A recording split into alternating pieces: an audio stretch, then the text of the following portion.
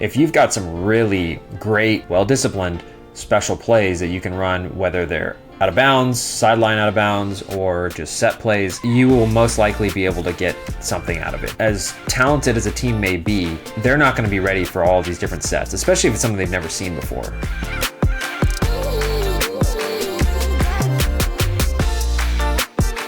Today, we're diving into the strategies that can actually help you and give you a chance to beat those kind of teams. So with that said, let's go ahead and dive right in. All right, so hey, I came up with this topic because last year in the Division I CIF finals for boys here in the central section of California, a very kind of small, undersized team, Clovis North, they beat a big powerhouse school out here called St. Joseph. And it was an underdog victory. And since that happened, I've just been amazed and trying to figure out, how did somebody actually beat this St. Joe team? So that's kind of where the topic came from. And Alex, you coach kind of at a small school yourself, and you've had some big victories over bigger schools, and myself as well. How many students are at your school? About 750 students. 750 students. There's about 1,200 at my school. Sometimes we go up against schools with 3,000 students. So if you're in kind of the same situation as us, then you might not have the biggest talent pool or the biggest and fastest players, but you still got to try to find a way to win. So we're going to cover like 7 or 8 different ways, strategies that you can focus on to give yourself that edge against these kind of opponents. And the first one is effort and hustle. So my question is, how can effort and hustle compensate for maybe a lack of size or athleticism or overall talent? I think there's a few ways that you can think of it. The main one is all the 50-50 plays, right? Like anytime there's a 50-50 ball, those plays can be crucial in deciding the outcome of a game. If you've got players that are willing to dive on the floor for a loose ball, they know, it's an instinct. You don't have to even yell it at them. They're flying around, diving on the floor for a loose ball. Those are big momentum changing plays and potentially, point changing plays that can make a small difference one at a time, but can add up as you get to the end of the game.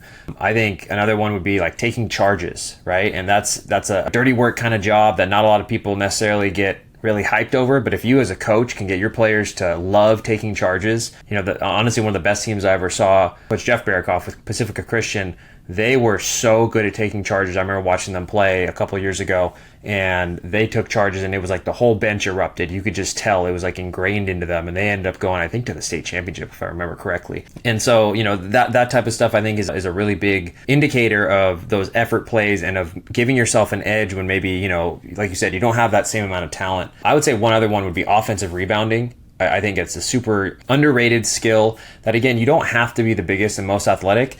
Let's be honest, most teams don't box out, right? And they definitely, if they do, they don't do it super well. So if you're a smaller player, you can sneak in there and get yourself and your team a few extra possessions. I think that's really going to help you have a better chance of picking up a win at the end of the day. Nice. I like all those recommendations. Like, what is a way to teach hustle or effort? Is there like a drill that you can think of, or is it just an emphasis? Like, how do you teach that? I would say there's probably a mix, and I'll be honest, I think that's something that I'm still trying to figure out. Like, how do I really get my players to, buy into this? I think some of it is drills. I think there are drills you can do. I think you can teach kids the right technique on how to take a charge. I think, the old roll the ball out and have them dive on the floor so they get used to it and they understand that, like, you're not going to die if you dive on the floor, Getting them used to that type of stuff, I think, is good in drills, but I think also there's just got to be an emphasis on it. Like, if the ball is on the floor in the middle of a practice and players aren't diving, like, there has to be some, at least you got to acknowledge it, that why aren't they diving on the floor? Or a lot of coaches would say there's got to be some punishment, like you're not going to dive on the floor. Okay, then we're going to do something. We're going to go run one up and back to remind us, hey, we got to dive every time. I remember when I was in college, if we bailed out on a charge, we had to have the whole team run us over and take a charge from every player on the team. They would stop practice, put us in the middle of the court, take a charge from every single guy, and then we'd just get up and continue practice because it was like, you don't miss charges, like you don't bail out. So I think you can do both. You can emphasize and you can drill it. You can definitely tell, like in a game, like when there's one team that's been taught to dive on the ground, right? You hear the coach, get on the floor on the loose balls. And you can see players just laying out, and then the other team trying to pick it up without getting on the ground. And you normally lose out on those balls. Like, it's pretty common to see a 50-50 ball, and whoever dives on the ground is the one that gets it. So I think that's not only like something that should be taught, but it actually gets you extra possessions. So I think it's a good one too. What about offensive rebounding? I think that's like a tough one that most coaches would love to get more offensive rebounds and have their players crash the glass more. But how can you get them to actually do it? Again, like there are drills for that, but I feel like a lot of the drills that you would use for offensive rebounding, really you're working like defensive rebounding. I feel like most coaches, when they're teaching rebounding, they're more worried about the defensive rebound, right? And missing a box out, something like that. But I think you can still emphasize that on the offensive end. Maybe you do a drill where, you have two people inside boxing out, and you emphasize obviously the defensive side and you reward them for getting a stop and getting a rebound. But then you can also flip it and just emphasize the offensive side and say, hey, if you grab extra boards, you get whatever reward is a point system. Maybe it's something in the rest of your practice that you can emphasize. You grab 5 offensive rebounds in this practice, you don't run the next liner, or whatever.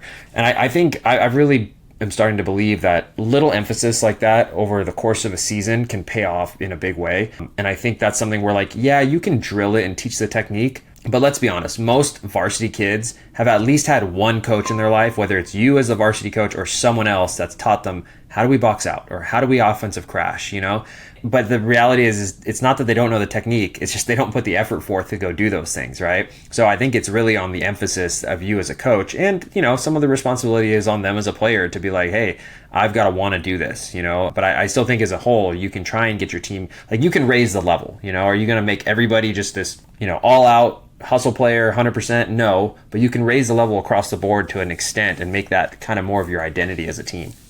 Yeah, that's a big part, I think, making it part of your identity.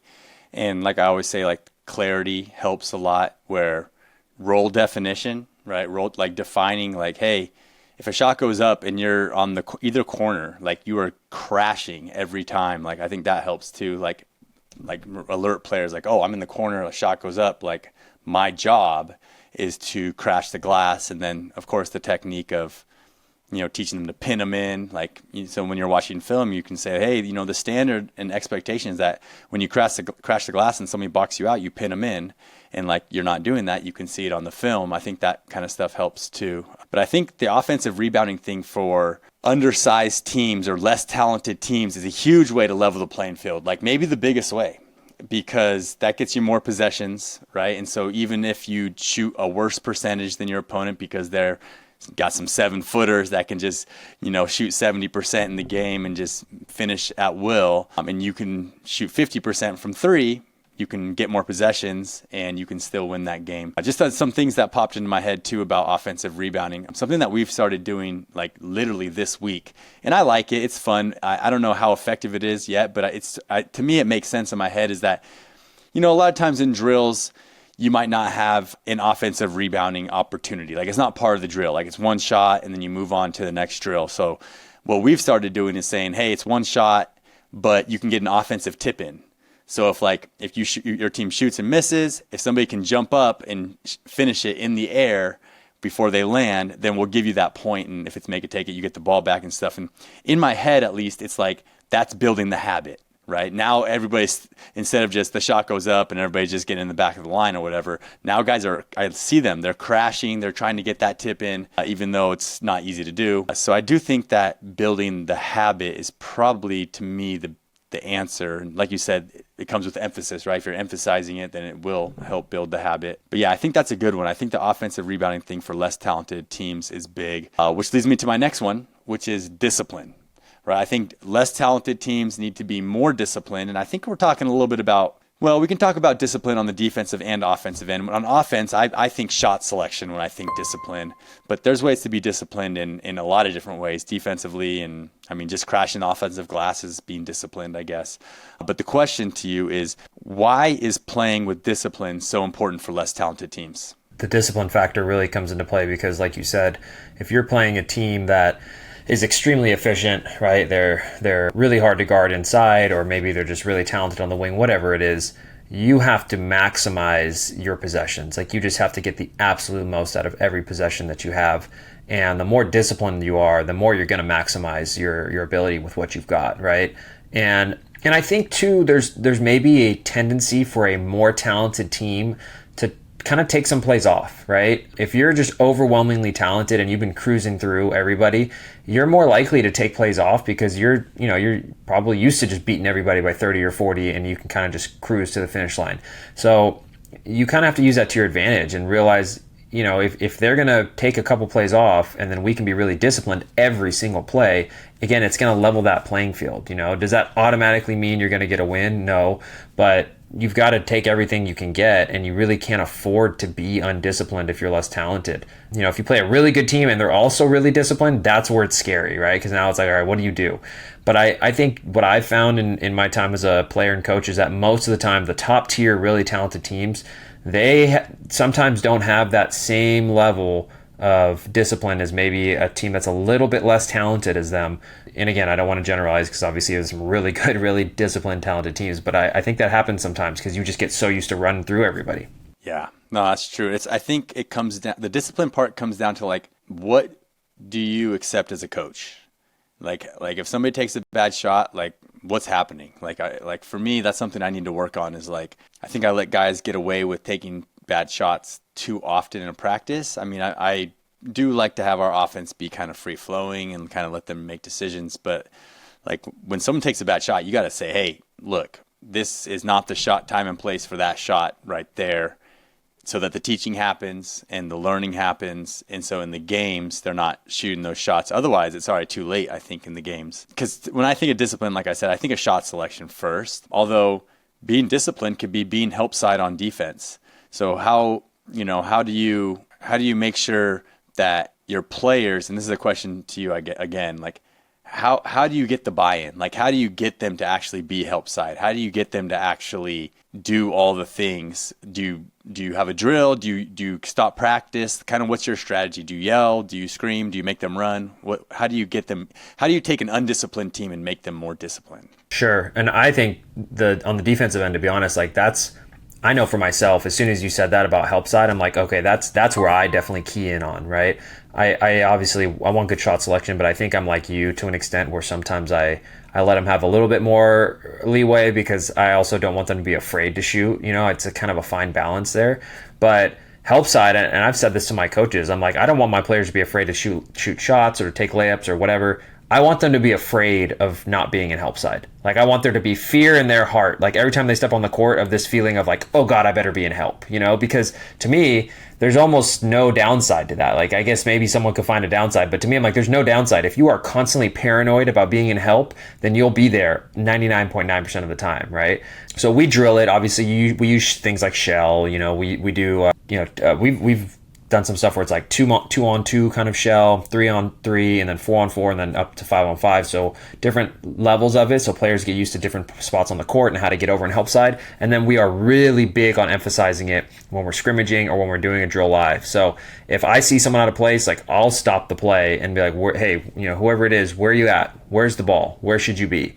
And even in games, like I'm yelling out normally on defensive end, like help side, make sure we got help side. Like they're used to hearing my voice say that, and it's kind of like an extra trigger for them. Hopefully they're getting it already, but if not, they're hearing my voice, and to me it pulls them back to practice, and it makes them think like, okay, where am I supposed to be? Let me get to help, because that's one of the things that, in my opinion, can kill you. If you don't have help side, your players are going to get beat. It's just going to happen, and if you have no help, you're going to get scored on a lot. So you've got to have good help side, and a lot of that discipline again just comes from emphasizing it over and over again. Nice. That was a great answer. I think that kind of leads me to the next point is, what is the defensive strategy when you are a less talented team and you're going up against a team that can jump higher, they can shoot it better, they're just overall maybe better. What is your defensive strategy going into that game? I mean, it's kind of hard to say without actually looking at the team, but like, what are some things coaches could take away to say like, okay, yeah, I might try that sometime next time I'm up against some powerhouse team? I think the first thing is obviously when you watch them on film, you got to find their weaknesses. Like no matter who they are, I don't care if they go 31-0 and they're state champions and #1 ranked in the nation. Like every team has a weakness. Like it's just a reality, right? Like every team has something that is going to make it a little bit harder, or is going to be a little harder for them to do than something else. So find out whatever you think that weakness is. and then try to exploit that, right? But also you can try to negate their strengths. So for example, if they are a great post playing team, which sometimes we'll face a team and they've got a post player that's 6'2", 6'3", 6'4", right? And it's like, okay, that's a lot of size. How are we going to match up against that? Well, if I don't have a post that size, I might use like a double team out of the post. We call it a fire four. So that double team's coming from the weak side usually, and then teaching our girls how to rotate out of it. Because what I've found is post players one-on-one, they're comfortable, they'll dominate. But if they're not used to like a really disciplined, good double team off the weak side, they'll get uncomfortable, and then they'll start forcing up shots. They'll start turning the ball over, right? They won't even see the trap coming sometimes. And so I think a double team on the post can be a really good way to take out a post player, if we're talking about that scenario. If you've got a really good shooter, obviously, I think the most common thing people would say is run them off the line. Like just switch out. If they're coming off tons of screens, like switch out, make sure that they're catching way beyond the 3-point line or they're not catching at all. That would be my suggestion if I were just kind of looking at it generically. A really good point guard, that can be tricky. I sometimes will trap a really good point guard and just get the ball out of their hands and make someone make the plays, make the decisions, right? So again, like try and figure out what makes them go. Is it their post? Then you can try and, make their life uncomfortable. If it's a wing, then you can try and keep them from getting an open look. If it's a point guard, make them give it to somebody else. See if someone else can play make all game. If they got all three, then that's a little tougher, right? But most teams don't. That's reality. Most teams don't have all three at a high level. So those are kind of my suggestions of what to do. Some coaches do junk defenses. They'll throw in like a 1-3-1 trap or a 1-2-2 that traps in the corners, deep corners only, and you can try that stuff, but you've got to be really good at it. I think if you just throw something on the fly and you're not really, again, disciplined at what you're doing, they're just going to probably pick it apart and it's not going to work so well. Yeah, that was the first thing that came to my mind was like, throw that zone out there. Let's see if they can run some good zone offense, because a lot of teams that are talented and good, it's because you can't match up with them man to man. Like they're just going to get downhill on you. You're going to have to help. Now you're in rotation. Now they're finding the open guy. So a lot of times, like from my experiences, their zone offense won't be at that same. It won't have that much like high octane firepower as their man. But then if they can shoot and stuff, then you could be in trouble either way. So that was the first thing that popped into my head was, and that's something I've done before, like sit in that zone.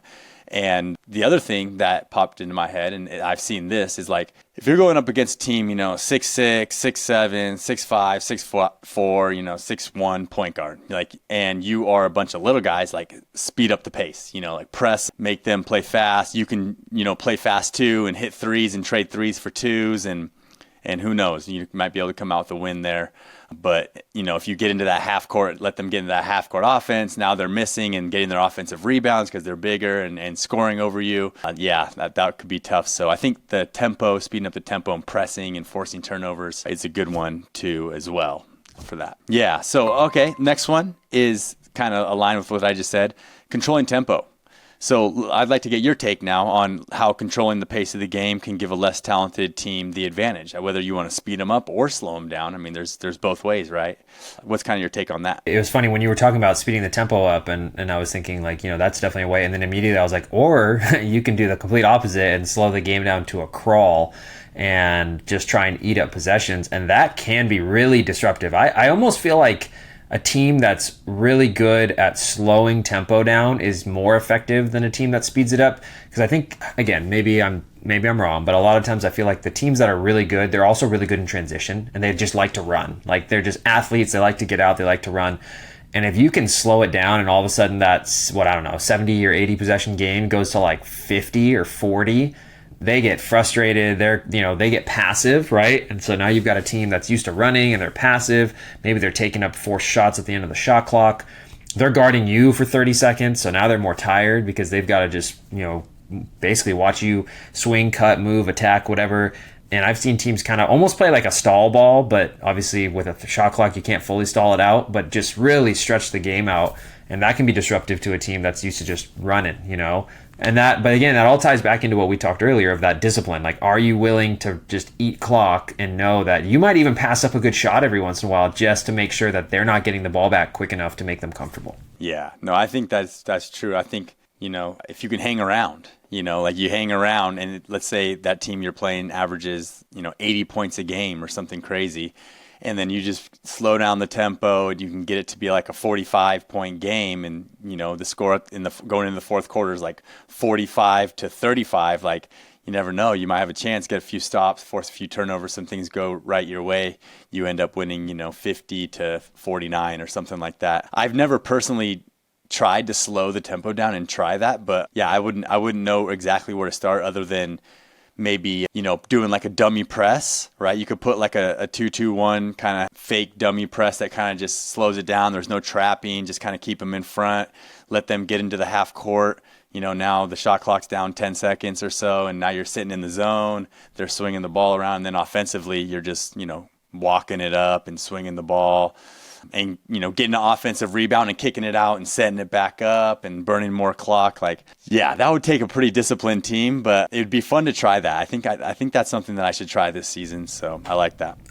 I've seen it, kind of to add one other thing, I've seen it work, and it wasn't when I was there, it was right before I was there, but the same coaching staff at Cal Poly when I was coaching there, the same coaching staff was pretty more or less was there, and they had previously, the last couple of years, they had beaten like UCLA, they had beaten USC, they'd beaten, I forgot, one other Pac-12 school at the time, and it was the same thing, and I think they beat USC like 38-42 or like something absurd, and they just slowed. And I remember talking to them, they're like, yeah, we just we knew that we couldn't run with them, so we just slow things way down, and we normally already play kind of slow, and so it was just let's eat up clock, and it was weird for those other teams, right? And so they ended up knocking off a couple Pac-12 teams. So yeah, it can work if you do it right.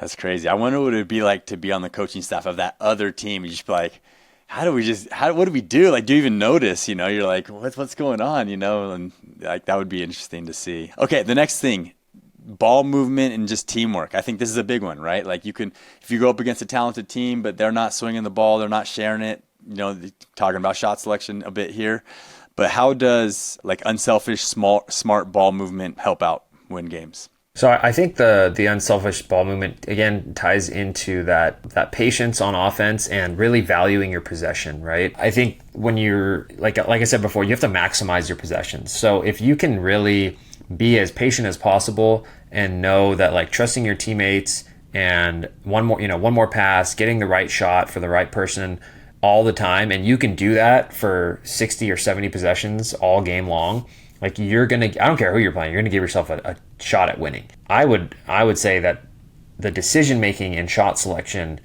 is more often than not the indicator of who's gonna win or lose a game. I think we kind of talked about this a couple episodes ago, but if you could get your team to take the best shots every single game, even if they're not that talented, like, they're gonna have a shot. Because they're gonna get good looks. And at the end of the day, if you got wide open looks, you're probably gonna have a couple players that can knock some shots down.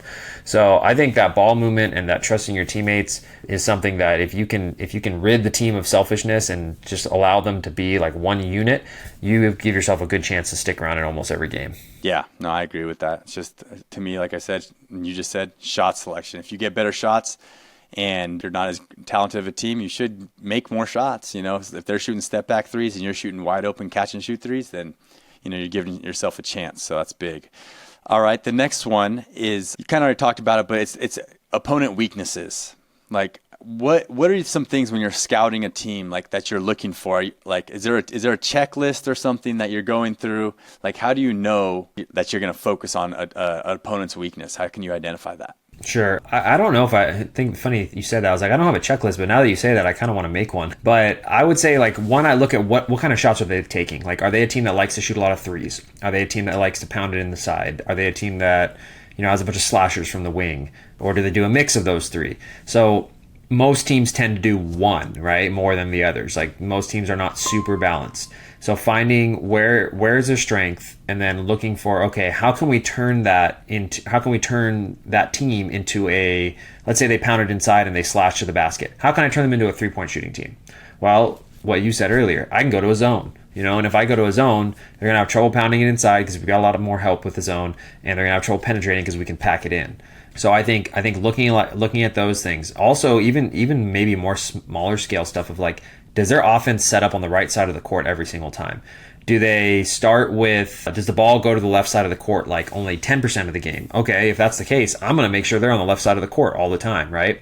Do they start all their offenses off a certain entry? And if we can deny that entry, is their whole offense messed up? Which I've had that happen where teams run 2 entries and it's always kind of the same starting point. And it's like if you just deny that entry, the whole set doesn't work. And now that's it. And they're so set heavy, they don't really know how to adjust. So I would say those are some things I would look at. I don't know if there's any others maybe that popped into your mind, because like I said, I actually want to create a checklist now and be like, oh, this is what I can go down when I'm scouting teams and look for these specifics. Yeah, no, I didn't. Nothing popped into my head. I think you covered all that stuff pretty well. I do the same thing. We're trying to see if they're shooting a lot of threes or not a lot of threes, and who's shooting them. It's mostly for me personnel based when I'm doing my scout to figure out the weaknesses, like on a per player basis. Because once you figure out, oh, this is the shooter, right? Then you know how to guard him. Like it's not always like maybe such a blanket term for the whole team. Like, is the whole team a shooting team? Like, no, the answer is no, except for this guy, and he's, nails. So that's the kind of stuff I think that you need to know on like a personnel basis, and then try to take that stuff away. I mean, to be honest, it seems like a checklist would work well because every team's kind of the same in a way, right? You have a post player that's always going to go to his right hand. You got a shooter that is their main guy that they're going to run all the shooting plays to, right? So, and if there's an out of bounds play, you got to know where he is. And then, you have your other kind of guys. But I feel like it would be good to maybe do an episode on that where we can kind of go through like, let's check this, let's check that. So, but let's go ahead and keep going here because there is one more thing that is special situations and set plays. Like, how can great set plays and special situations help an underdog team beat more talented team? I think that's another like maybe X factor of if let's say you're a team that runs, I don't know, just kind of a flowy motion type offense, whether that's a ball screen motion or just a pure 4-out 1-in, whatever it is, and you're facing a maybe more talented offense or defensive team that's got, like you said, big paint protectors and lanky defenders. So maybe it makes it a little harder for you to drive and kick and find your normal flow on offense. If you've got some really great and again, well-disciplined special plays that you can run, whether they're out of bounds, sideline out of bounds, or just set plays, you will most likely be able to get something out of it. Because I think as talented as a team may be, they're not going to be ready for all of these different sets, especially if it's something they've never seen before, right? And so if you're running something new, they're likely to get mixed up on a back screen or whatever, or some flex cut or whatever it is that you're running.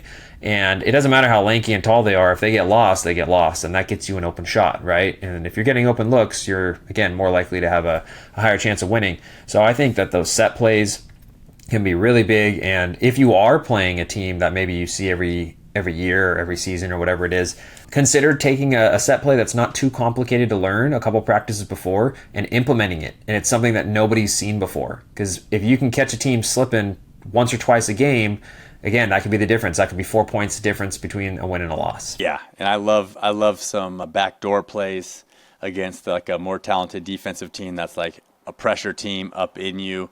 Hit them with a couple backdoor plays. That always feels good as an underdog team. But I think you're right. Like a couple set plays that you can go to that kind of manufacture points, right? If you're going against a more talented team, they're going to be able to D you up in just your one-on-one play, right? Or whatever, like more flowy type offense, right? Where you're just kind of driving and pitching and hooping and playing more free, you're getting locked up. But if you can just manufacture some stuff instead of quick little block to block screen that's not ready, where they're not ready for it, and you can get that big a catch wide open on the block, like they can make that.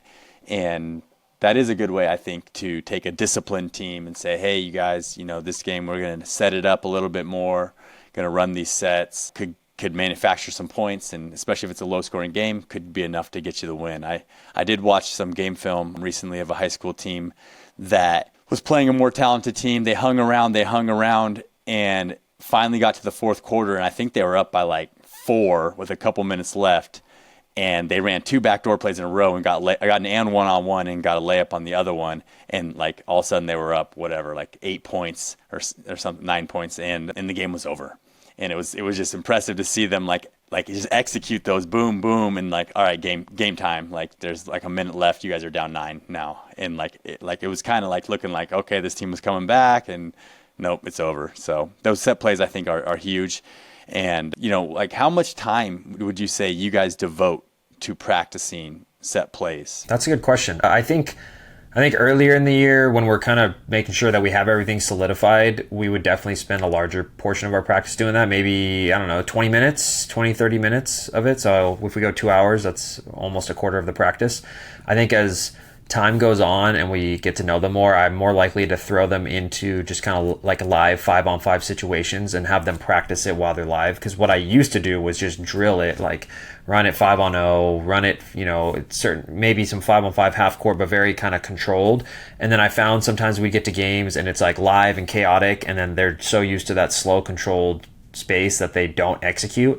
So now I try to throw it in when we're scrimmaging. If we're scrimmaging for, let's say, 15 minutes at the end of practice, I'm going to call sets out and they've got to be able to execute it in the middle of a live situation. And that way it's more likely to transfer to a real game, at least from what I've found. So yeah, set plays are tricky things because like if just one player is like in a spot that they haven't practiced or not practiced enough, right, then it throws the whole thing off. Or if all of a sudden there's some pressure defense or something that can throw it off, or even if just where you enter the ball is denied and you can't enter it, that'll throw it off. So they can be frustrating at times, but also great way to just manufacture 2 points. So all right, that is it, you guys. That is how a less talented team can beat a more talented team. I hope you guys picked up a few tips here.